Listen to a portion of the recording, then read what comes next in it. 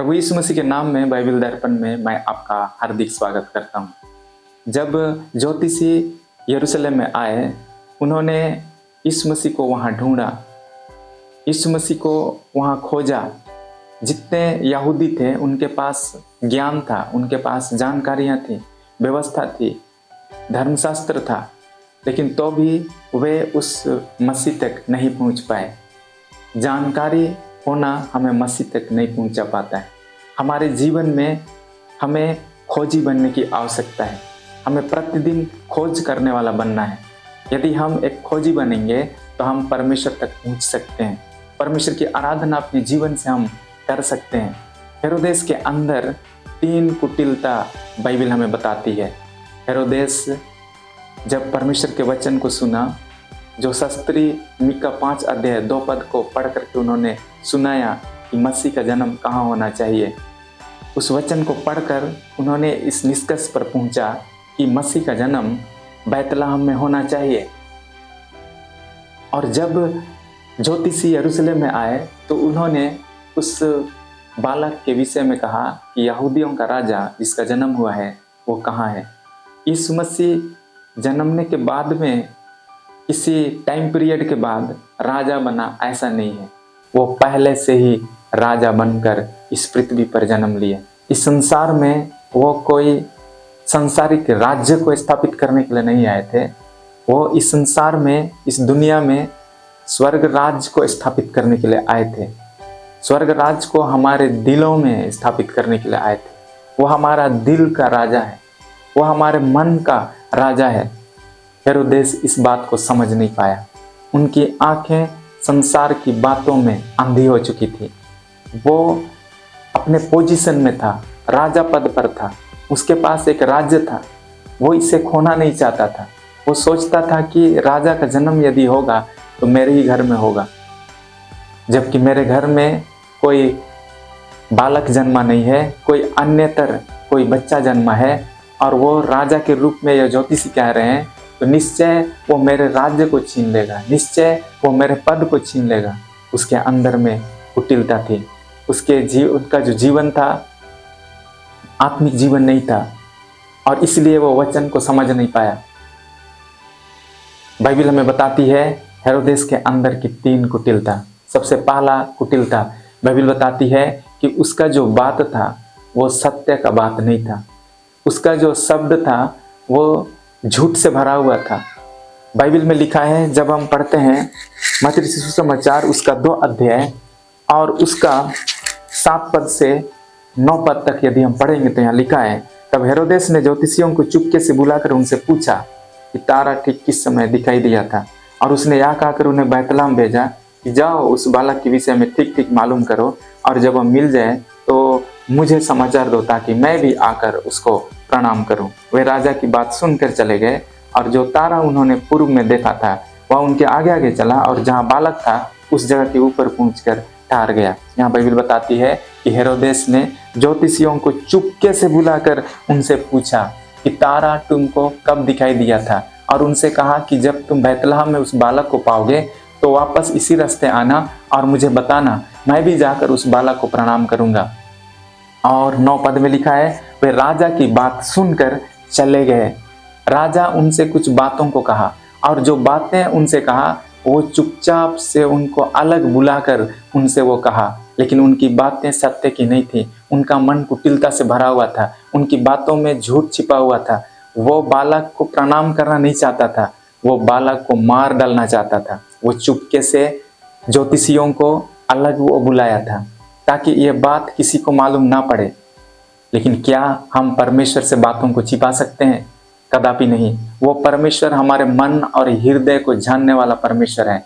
आप लोगों से मुंह से कुछ बातें कहेंगे, आपके दिल में कुछ बातें होंगी और लोग आपकी बातों को समझ नहीं पाएंगे, लेकिन हमारा परमेश्वर जिसकी हम आराधना करते हैं, जो स्वर्ग और पृथ्वी का मालिक है, वो परमेश्वर से कुछ भी बातें छिपी हुई नहीं है। बाइबल बताती है जब ज्योतिषी बैतलहम में पहुंचे, बालक का दर्शन पाकर वे अति आनंदित हुए। उनको मुंह के बल गिर कर उन्होंने दंडवत किया, सोना लोबन गंधरस उन्होंने उन्हें चढ़ाया और उस रात को जब उस जगह पे वे सोए तो परमेश्वर उनसे बातें की। बाइबल में लिखा है 12 पद में, तब स्वप्न में यह चेतावनी पाकर कि हेरोदेस के पास फिर न जाना, वे दूसरे मार्ग से अपने देश को चले गए। हेरोदेस सोचता था कि इन बातों को कोई नहीं समझ रहा है, कोई इन बातों को नहीं जान सकता है, मैं चुपचाप से उन्हें इन बातों को कहा है। लेकिन हमारा परमेश्वर, मन को जानने वाला परमेश्वर, मनुष्य परमेश्वर के काम को बिगाड़ नहीं सकता है, मनुष्य परमेश्वर की योजनाओं को विफल नहीं कर सकता है। राजा का कुटिलता परमेश्वर की योजना को बदल नहीं सकता है। और वो परमेश्वर ज्योतिषियों को चेतावनी दिया, ज्योतिषियों को निर्देश दिया कि वापस उसी रास्ते नहीं जाना है, लेकिन दूसरे रास्ते उन्हें वो भेज दिया। हमें अपने जीवन को परखना है कि हमारा जीवन कैसा है। हम जब बोलते हैं तो हमारे शब्द कैसे हैं, क्या वो कुटिलता के हैं या पवित्रता के हैं, झूठ के हैं या सत्य के हैं। हमें अपनी बोली को समझने की आवश्यकता है।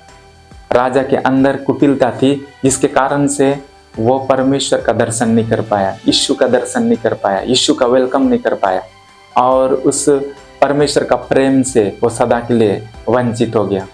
दूसरा जो कुटिलता है, बाइबल हमें बताती है, जब हम मत्ती 2 अध्याय और उसका 16 पद को पढ़ेंगे तो यहाँ लिखा है, जब हेरोदेस ने देखा कि ज्योतिषियों ने उसके साथ धोखा किया है, तब वह क्रोध से भर गया।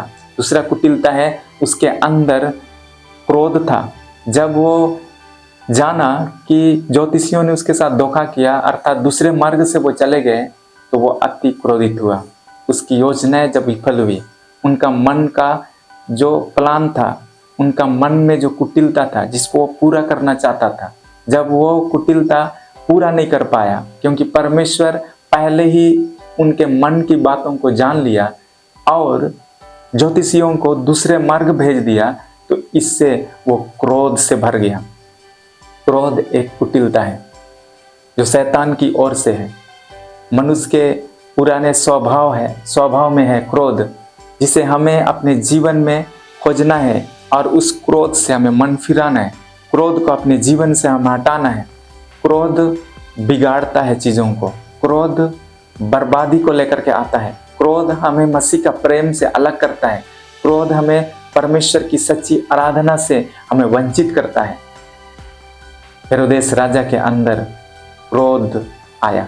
जब हम कैन और हाबिल के भेंट के विषय में अध्ययन करते हैं, दोनों भाई परमेश्वर को भेंट चढ़ाए। हाबिल का भेंट परमेश्वर ने ग्रहण किया, कैन का भेंट को परमेश्वर ने ग्रहण नहीं किया, क्योंकि उनके अंदर में कुटिलता थी। और जब उनका भेंट ग्रहण नहीं हुआ, उसका मुंह पर उदासी छा गया और वो अति क्रोधित हुआ और अपना भाई को जान से वो मार डाला। उसने बर्बादी को लेकर आया। और बाद में जब हम कैन के जीवन को अध्ययन करते हैं तो उसका जीवन कभी भी खुशी के साथ नहीं रहा। वो पृथ्वी पर भगोड़ा रहा, इधर उधर भटकने वाला रहा। उसका जीवन स्थिर नहीं रहा, क्योंकि उनकी जिंदगी में सच्ची आराधना नहीं थी। उनका मन आराधना के लिए तैयार नहीं था, उनका जीवन आराधना के लिए तैयार नहीं था, उनका जीवन में कुटिलता था। हेरोदेस राजा के अंदर में कुटिलता था, उसने यीशु का आराधना नहीं कर पाया।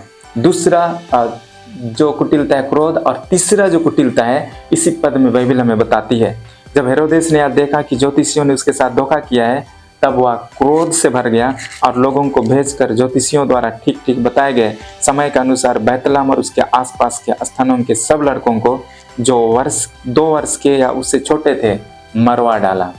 तीसरा जो कुटिलता है, उसने मर्डर किया। जितने भी बैतलहम के आसपास 2 वर्ष और उससे छोटे थे, उनको वो जान से मार डाला। कितनों के घर में रोना आया, कितनों का घर बिगड़ गया।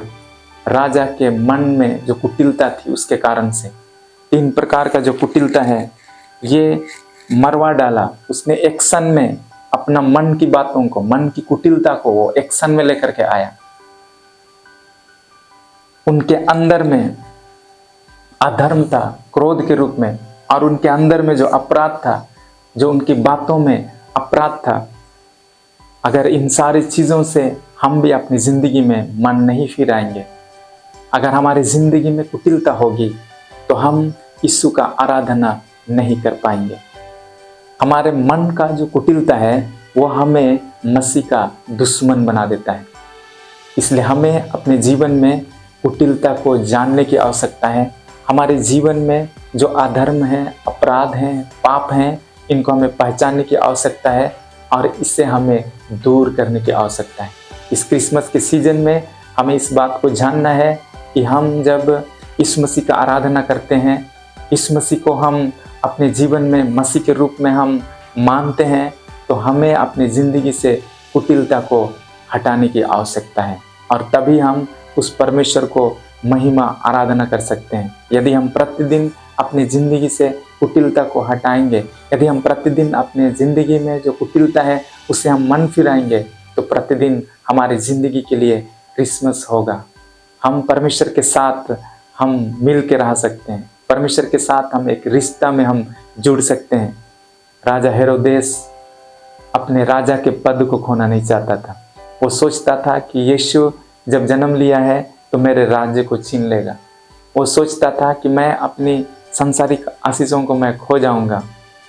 उसका मन वचन को नहीं समझ पाया था। वचन को नहीं समझने के कारण उनके ज़िंदगी में कुटिलता बना रहा। आज भी हमारे पास वचन तो है, हमारे पास वचन तो पढ़ा जाता है। जैसे शास्त्रियों ने हेरोदेस के सामने वचन को पढ़ा था, तो भी हम अपने जीवन में कुटिलता से हम मन नहीं फिरा पाते हैं। कई बार वचन का सही अंडरस्टैंडिंग हमारे जीवन में नहीं हो पाता है। हम कई बार वचन को सिर्फ एक कहानी के रूप में जानते हैं, वचन को एक धार्मिक बुक के रूप में हम पढ़ते हैं। नहीं, इसे हमें एक जीवन का पुस्तक के रूप में हमें पढ़ना है।